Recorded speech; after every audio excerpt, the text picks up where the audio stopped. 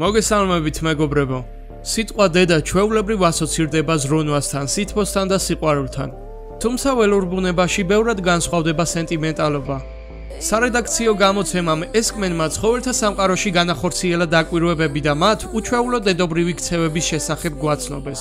ახლა კი დავიწყოთ.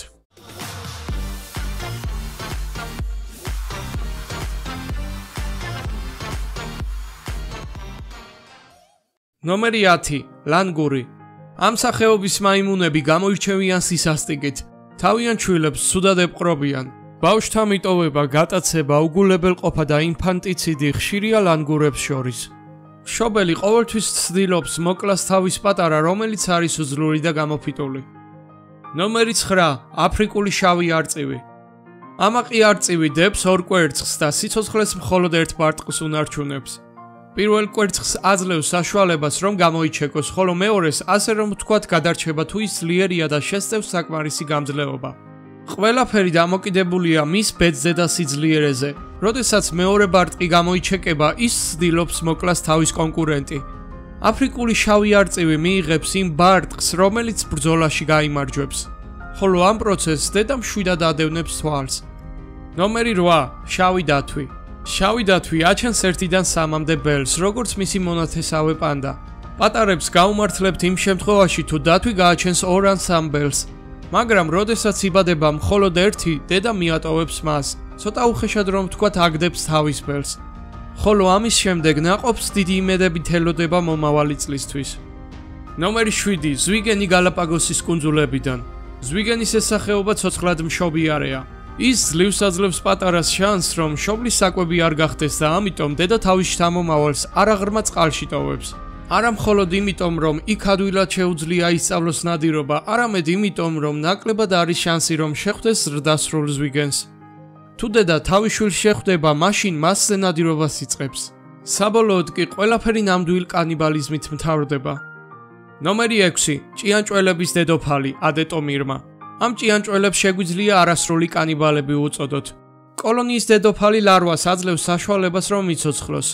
ლარვას შეიძლება მატლიც უწოდოთ. დედოფალი არ კლავს თავის შვილს და ის აძლევს საშუალებას თავის კოლონიას, რომ გაღრღნან ლარვას სხეული და ამოწოვონ ჰემოლიმფა. საშინელება ალბათ ამეთანხმებით. ნომერი 5. გუგული. ცხოველთა სამყაროში ცნობილნი არიან როგორც ყველაზე სასტიკი დედები. გუგულს შეუძლია დიდი კონკურენცია გაუწიოს ყველაზე ცბიერ ფრინველებს. მოხერხებული მდედრი აწყობს კვერცხებს სხვა ფრინველების ბუდეებში. პირველ რიგში გამოიჩეკებიან გუგულის ბარტყები, რადგან გუგულმა იცის, როდესაც გამოჩეკვის დრო დგება. შემდეგ გუგულის ბარტყი სხვის ბუდიდან კვერცხებს ყრის, რათა ყურადღება მიიქციოს და სხვამ გამოკვებოს ის.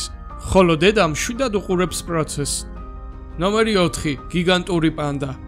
ძალიან ლამაზი ცხოველი. მე პირადად ძალიან მომწონს და ახლა უკვე გასაგებია, რატომ არის ეს სახეობა გადაშენების პირას. როგორც აღვნიშნე, შავი დათვის მონათესავეა და აჩენს 1-დან 3-მდე ბელს. მისი ბელები 100-ჯერ უფრო ნაკლებს იწონიან ვიდრე დედა. მაგალითად, თუ ბელი 80-დან 140 გრამამდე იბადება, დედა 70-დან 100 კილოგრამამდეა. პანდას ბელები ხშირად დაბადებიდან მალევე იღუპებიან. ბელები სითბოს ძიებაში თავიანთ დედას მუცლის ქვეშ უძვრებიან. ხოლო პანდა, რომელიც სიზმრებში იმყოფება, სრულიად შემთხვევით შეიძლება გაგუდოს თავის ბელები. ნომერი 3. დარვინის ბაყაყი. საბედნიეროდ, დედები არც ისე სასტიკები არიან, როგორც სხვა არსებები რეიტინგში. მას შეიძლება უწოდოთ უყურადღებო და უპასუხისმგებლო ამფიბია. ყველა ამ სახეობის დედის როლი მთავრდება მაშინ, როდესაც ისინი ქვირითს დაყრიან. ქვირითის დაყრის შემდეგ პატარებზე მამა ზრუნავს, ხოლო დედას კი საერთოდ არ აინტერესებს თავის შვილები. ნომერი 2. ბეღურა. თუ მიმოვიხედებით, ეს პატარა ფრინველები შეიძლება ყოველდღე დავინახოთ. მაგრამ რომელიმეს მოგსვლიათ აზრად, რომ თქვენს მიღმა ნამდვილი მკვლელები ჟღურტულებენ? საქმე იმაშია, რომ დედები ფიქრობენ თავიანთ შთამომავლებზე. ჩვენს ენაზე რომ ვთქვათ, ის ეძებს თავის მეუღლის შვილებს, რომლებიც თავისი არაა და სხვა მდედრისაა.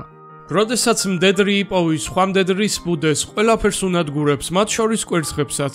ამ ყველაფერს იმიტომ აკეთებს, რომ მამამ გამოიჩინოს მეტი ძალისხმევა და ყურადღება მის შვილებისთვის და არა სხვის შვილებისთვის. ნომერი 1. ძულომი. ბევრ დოკუმენტურ ფილმში, რომლებიც ველურ ბუნებაზეა, შეგიძლიათ ნახოთ, თუ როგორ ზრუნავს ძულომი თავის ბოკვერებზე. ერთი შეხედვით სრულყოფილია დედის სიყვარული და უკეთესად მოვლა შეუძლებელია.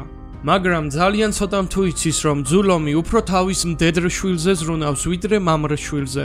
ბძულომს შეუძლია უგულოდ უყუროს თუ როგორ კლავს ზრდასრული ლომი თავის მამრ ბოკვერს. ბძულომი ამით იგერიებს თავის პოტენციურ მოწინააღმდეგეს, იმ შემთხვევაშიც კი თუ ეს მისი შვილია.